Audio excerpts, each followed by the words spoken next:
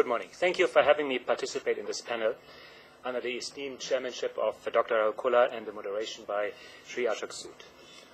Of course, talking about M&A and consolidation in the Indian telecom industry is both an exciting but also a challenging topic. We all know that consolidation should happen, but for a number of reasons, it is likely to take more time than it probably should. The government has certainly laid the groundwork in a new national telecom policy with its new M&A and spectrum guidelines earlier this year. The new unified licensing regime, the allowance of spectrum sharing and pooling for 2G, the decision to award spectrum on a technology-neutral basis, and the increase in consolidation limits up to 35% access market share and 25% of 900 and 1800 spectrum share, and potentially even up to 60% access market share, subject to a review by TRAI. This provides, in principle, a clear regulatory framework and is a good start for paving the way to consolidation in the telecom industry. The grounds for consolidation are certainly there. First of all, India remains one of the most competitive markets in the world, with one of the lowest Herfindahl-Hirschman indices of competitiveness of 0.179. The largest operator, Airtel, has only 20% subscriber share, and the top three operators account for less than 50%. In contrast, in other emerging markets, like Brazil, China, Indonesia, and Russia, the top three operators have more than 80% market share. Although consumers have benefited from the resulting intense price competition, it has also affected the viability and investment capabilities of operators and the industry. Even with the exit of several of the 2008 newcomers after the recent license cancellation and spectrum auction, there are still too many operators in most circles. We are already seeing some normalization in the metros and A circles, where the top three operators now have more than 70% market share in 6 out of these 8 circles. But to create a sustainable industry structure, we will need to see a similar picture across many more circles and India overall. Secondly, the industry economics and attractiveness have changed significantly over the last few years.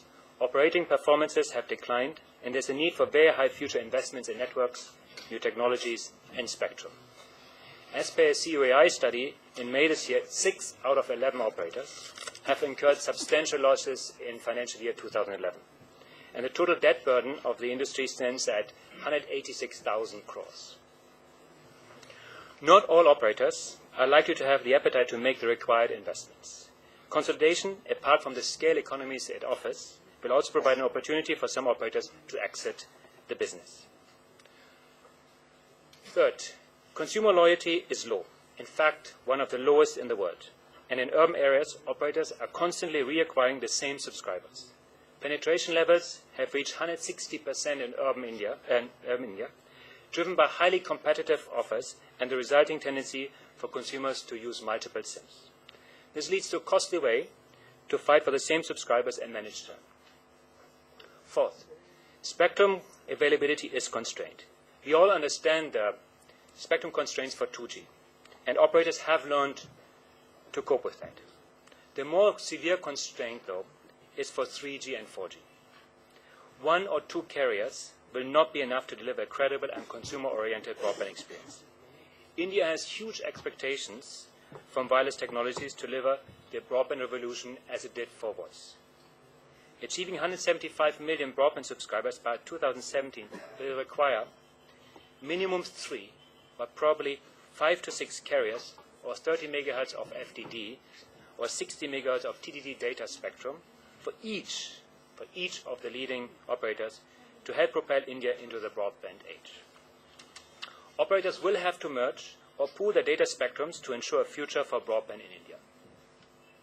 Hence, reducing 1, competitive intensity, 2, capturing cost and revenue synergies, and 3, getting access to more spectrum should all, in principle, be compelling reasons to foster rapid consolidation in the Indian telecom sector. However, M&A is not as easy as it looks. And I believe it will take some time before we see any major M&A activities in India. 5 reasons. First of all, synergies are not that easy to capture. Rationalizing overlapping network infrastructures, resolving long-term contracts with vendors, especially with tower companies, optimizing distribution networks, and downsizing redundant manpower can be done, but will take time and significant restructuring, and might require immediate write-downs or payouts that will affect the overall profitability of the combined entity in the short term. Moreover, customer bases in the urban areas are probably overlapping to a large extent and could possibly negate any major scale effects on the subscriber side. Learning from other countries, both the high-profile mergers of Vodafone and Three in Australia and Orange and T-Mobile in the UK did not lead to market share gains. In fact, Orange T-Mobile lost market share. At least Vodafone's and Three's merger in Australia, while without market share gain, delivered strong cost savings and improved network quality. Our analysis in India indicates that there could be a cost impact of up to 10 to 15% and an EBITDA upside of probably 5 to 10 percentage points if two similar-sized operators would merge. Secondly, data spectrum pooling or consolidation in 3G or 4G is not yet allowed.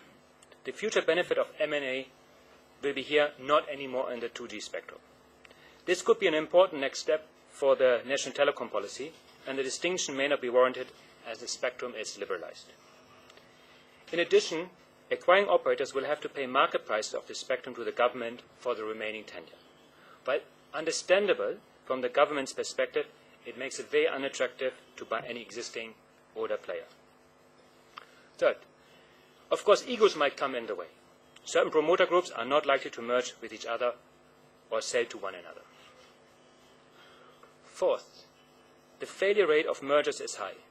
Past 80 Kearney studies indicate that only 29% of companies see an increase in profitability, and 57% see a decline.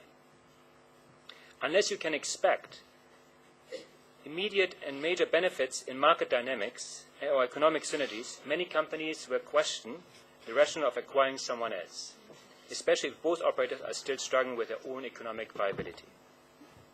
Rather than trying to buy and integrate another operator, operators might just decide that it's easier to invest in upgrading their own network infrastructure and hope for greater clarity in future. Finally, getting an attractive premium over historical investments could be doubtful. With telecom profitability and valuations where they are, and some of the above-mentioned constraints, which acquirer will pay a premium? This might not provide enough incentive for players to sell unless they're facing economic collapse. This all leads to an interesting conundrum.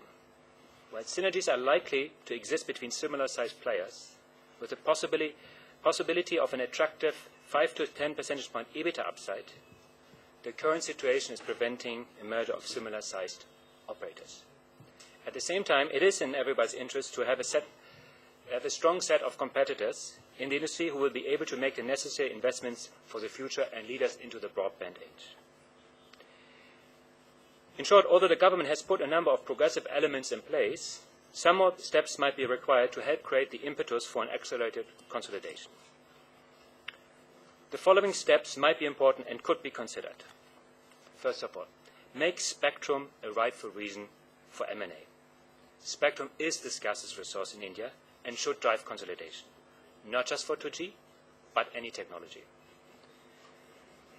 As part of this, one could consider removing any acquisition constraints for 3G and 4G related spectrum, allow sharing and pooling not just for 2G, but also for 3G and 4G spectrum, and align it with the underlying and good idea of technology neutrality. Align the spectrum limits, currently 25%, with the exit market share limits of 35% or 60%. Reconsider the prospective market-based spectrum charges for acquirers. Mergers should lead to 1 + 1 = 3 scenario. This approach creates a more of a 1 + 1 is 1.5 kind of situation. Secondly, support spectrum and active sharing as a precursor for consolidation. Again, this will be particularly important for 3G and 4G. Lastly, consider merging or privatizing BSNL and MTNL. While the idea has been considered a few times, the current market situation makes it more critical to find an early resolution. Tata's transformation of BSNL sets the right example here. The new national telecom policy is already a great step forward toward enabling consolidation. Now let's extend the ideas behind it and take it to the next level. In summary, the world of consolidation and M&A, they keep us excited, they keep us guessing, keen on further additions to the new telecom policy, but possibly also waiting. Thank you.